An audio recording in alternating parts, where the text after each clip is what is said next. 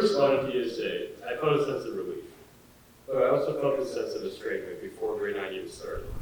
I worried that everyone's work would be meaningful and important while I would be that weird guy who makes costumes. That's all I'd ever be. Which, looking back now, seems so stupid to think. But I kind of see why my younger self was intimidating. Because at that time, part of me was a shy little kid who liked making superhero costumes, while the other part of me was the person I would grow up to be now. I feared that my art didn't fit the criteria. When grade 9 started, I often struggled and tried to force meaning into the artistic choices I made.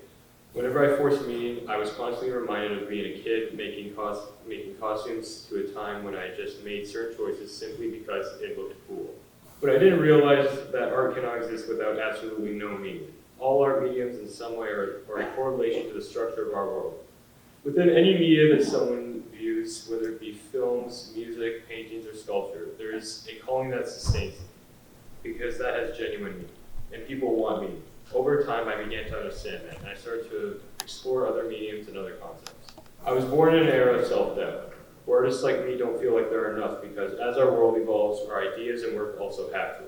So we constantly feel the need to reinvent. And for a while, that was what I was trying to do with my work. And then I sort of found my own style. The works that I'm making right now are statements in different ways. A reflection of our society.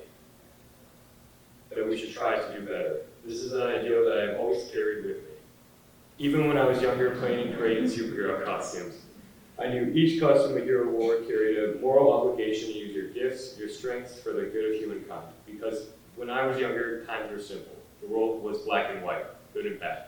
If that shy little kid were to think about where he would be now, he would have never thought about how his perception of the world would change and how that would affect his art, his world. In some way, the art that I'm making right now works towards a world that younger me thought he lived in.